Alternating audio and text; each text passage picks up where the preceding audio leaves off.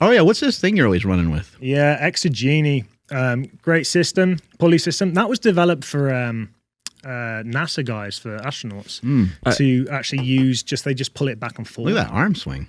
But I love the caption because it does feel that way when you're running in a dream and you can't go anywhere. Yeah. That shit drives me crazy. But it's funny. I love how you get on your toes like that, and you do coach that a lot, right? Yeah, so with a sprint for sure, right? Yeah, I'm teaching that mechanic. So you can see like the shin roll here, the way the shin rolls. You kind of roll the shin. What do you mean roll? So the shin drops forward. If you watch it here, it drops to the ground. Right. Before the ankle takes off. So it tensions up. You know when we did the like dorsiflexion walks earlier? Right at the start of the warm-up in that squatted position. That's kind of what I was trying to teach. So the shin rolls forward. Yeah. And then as you start to produce more force, you start to straighten back up just a little bit. Yeah. So so there's... Because you're leaning, yeah. The shin drives towards the ground, so you'll see this in elite competitors. Yeah, we had Corey Schlesinger on here who trains the Phoenix Suns, and he said some of the best athletes that he's ever seen have a low shin angle in like most sports. Yeah. And I've never heard anybody say anything like that before. And I was like, wow. That's a real key to acceleration. So it's massive in bobsled. Dude, that looks fun. Yeah. Popping up off the ground and running. So this is what I'm trying to put out there. Like everyone thinks sprint mechanics have to be these super technical drills, but that, for example, coming from a press up position. I want to do some of these with you. Yeah, we can go and do them, man. They're fun. really, really fun because when you come from like that press up position, you just find the right angle to take off from for yourself. Because how many times did you pick yourself up off the floor when you were a kid and go running after something? If you played football or if you played rugby, you always get. I can already tell. I'm going to be great at this. I wanted to ask you, how much of a problem is obesity in the country that you're in and in the area that you're in? And also, it's my understanding there's like a tax on some sugary foods or something like that. I don't remember what that was, but yeah. So it's quite a novelty for me to come over here, go into a fast food joint, and be able to get like Coca-Cola. No, really? Actual sugar-filled Coca-Cola. Like they only sell zero now in most fast food chains in the UK. That's great. Yeah, we need that. Y'all are ahead of the game, man. Yeah. Really? There you go. Well, we have a national health service, right? So it's crippling when people. So can people get regular soda? Yeah, but just from the supermarket, or there's a levy on it. So at some restaurants, like you'll pay like 30p more for the full sugar version. So what? And how do you feel about that? Like, how do you personally feel about that? Like you don't seem to have a weight problem. Yeah, well, I didn't. For you, I never drunk a lot of soda, so okay. I was good. But if I do, I'll drink the full sugar one just because it tastes better. Really? Yeah, like I don't need to worry too much. Like I'm pretty good with my diet. I think people being too strict is usually going to lead to binging. So for me, it's like I've got all of the main elements nailed, and it's like if I want a full sugar Coke one day because I'm out eating at a restaurant or I just fancy it, yeah, I'm going to go for it. But it doesn't bother me paying 30p more. I think that's better for the population in general. But yeah, obesity is really bad in the UK. I think it's the worst in Europe. It's not as bad as the US, but we're heading that way. How much is 30 pounds? US, we're still thriving. We're still number one. I think you're still number one, guys. Yeah, but Pat Roger family, how's it going? We talk about sleep all the time on this podcast. That's why we partnered with 8 Sleep mattresses. Now, this mattress is the Tesla of sleep. It's the Tesla of beds. Its technology tracks your heart rate variability. It changes its own temperature based off the way you sleep so that you get better sleep every single night.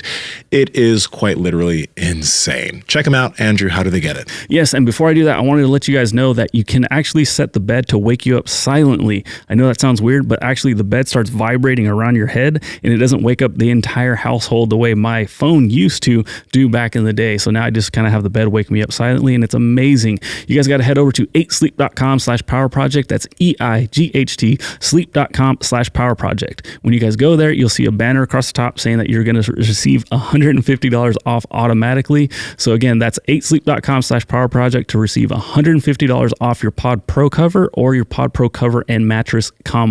Links to them down in the description as well as the podcast show notes. Let's get back to the podcast. I've seen the portion since I've been here. Like, yeah, well, we always enjoyed. Take you to Black Bear. Yeah. That's the restaurant. Okay, what are they serving there? The breakfast is like a volcano. Yeah, it's just like I think 3 or 4 gigantic pancakes. Big old slice of ham, all kinds of bacon, sausage, eggs, hash browns. Might be 5 pancakes. Whatever it is. You should look it up. It's really, it's a lot of food. It's a great pre-workout. When you say 30p, what do you mean? What is Pounds. p? Pence. Pence. Because I was like, pounds? That's $35. Okay. No. 30, I was going to 30. say, Yeah, then it's we're not going to be much, importing some fucking full sugar So Coke what then. what else have they done that with? exporting. Have they done it with other stuff as well? So they put the like the macronutrient breakdown on the front of the wrappers of things in a supermarket, and you have like a traffic light logo on it. So like red, yellow, or amber or green. Yeah. So if it's like high salt, it'll say salt and it'll be red. Because a lot of people just didn't understand the numbers, which you're not going to. And it's like, yeah, so they put it on so people can at least see that. I don't know whether there's any positive change yet, or they've seen it's probably too young really yet as a policy to see any change. Is there something for sugar? There's salt, but how about sugar and other stuff? Do you know what? I can't be certain because I don't tend to look at them too much. Well, you're in shape. Yeah, so. I think there is for sugar as well. Yeah. Yeah, I think there definitely is for sugar as It's a well. really interesting thing. I think if we were to do that here in the U.S., it would be like bastardized or something in some way. People would get pissed about judging, right? Yeah, but it would be like one product versus another. There'd be like controversy over like this one has industrial seed oils and this one's still bad, still shitty, or this one only has 9 grams of sugar instead of 10. You know what I mean? It's like, Well, I think now as well, there's so many different narratives being pushed online as far as diets and what healthy diets are. Yeah. And obviously the government guidelines are always based off whatever those health organizations are saying.